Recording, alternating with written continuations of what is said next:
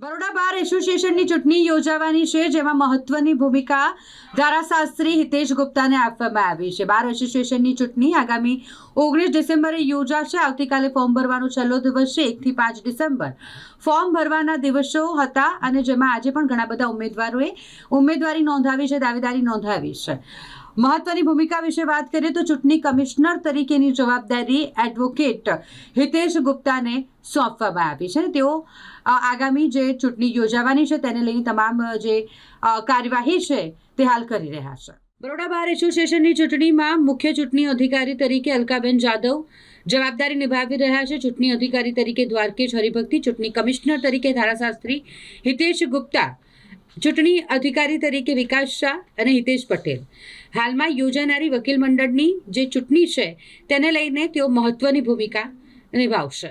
વડોદરા વકીલ મંડળની આવનાર 19મી ડિસેમ્બરના રોજ બાર એસોસિએશનની જે ચૂંટણીઓ છે એ સમગ્ર ગુજરાતમાં થવા જઈ રહી છે, ત્યારે વડોદરા વકીલ મંડળની પણ ચૂંટણી 19મી ડિસેમ્બરના રોજ યોજવામાં આવનાર છે, જેમાં મહિલા સશક્તિકરણના મુદ્દાઓને ધ્યાનમાં લઈને પ્રથમ વખત વડોદરા વકીલ મંડળની જે કારોબારી હતી ગત વર્ષની, તેઓએ મુખ્ય ચૂંટણી અધિકારી તરીકે અલકાબેન જાદવની નિમણૂક કરી અને તેમના નેજા હેઠળ અમારી ઇલેક્શનની સમગ્ર ટીમ પૂરજોશમાં કામ કરી રહી છે। એ કામગીરી હેઠળ પ્રથમ તો વધુમાં વધુ મતદારો મત આપી શકે એટલા માટે પહેલી વખત એવું થયું છે કે વડોદરામાં 4515 જેટલા મતદારોની એક યાદી પ્રકાશિત કરવામાં આવી। ટેકનોલોજીનો મહત્તમ ઉપયોગ કરીને આ વખતે આ મતદાર યાદીમાં ટેલિફોન નંબર સાથે સાથે ફોટોગ્રાફ પણ હવે પ્રકાશિત કરી શકાય એ પ્રકારનું પણ એક આયોજન શરૂ કરવામાં આવ્યું છે। આ જે ચૂંટણી પ્રક્રિયા છે એના ભાગરૂપે 1લી તારીખથી ફોર્મ વિતરણ બી ચાલુ થયું અને એ આવતીકાલે 5મી ડિસેમ્બર સુધી ફોર્મ વિતરણ અને ફોર્મ સ્વીકારવાની પ્રક્રિયા ચાલશે અને ત્યારબાદ 8મી તારીખે સ્ક્રુટિની કર્યા બાદ 9મી તારીખ સુધીમાં જે કોઈને ફોર્મ પરત ખેંચવા હોય એ પરત ખેંચશે અને 10મી તારીખે ફાઇનલ ઉમેદવારો કોણ કોણ કયા કયા પદ માટે છે એની યાદી જાહેર કરવામાં આવશે।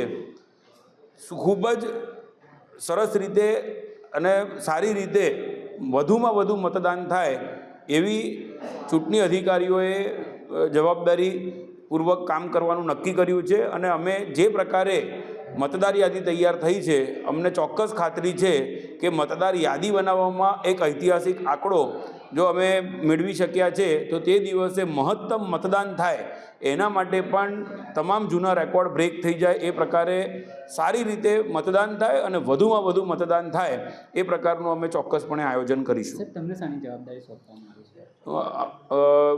મુખ્ય ચૂંટણી કમિશનર શ્રી અલકાબેન જાદવની સાથે સાથે 4 સંયુક્ત ચૂંટણી કમિશનર તરીકે શ્રી રોહિતભાઈ શાહ સાહેબ, સાથે દ્વારકેશ હરિભક્તિ સાહેબ અને હિતેશ પટેલ અને સાથે સાથે મારી હિતેશ ગુપ્તાની અમો તમામને ચૂંટણી કમિશનમાં એક સંયુક્ત ચૂંટણી કમિશનર તરીકેની જે કામગીરી સોંપી છે અને અમો તમામ અલકાબેન જાદવના નેજા હેઠળ આ તમામ જવાબદારીઓ નિભાવી રહ્યા છે।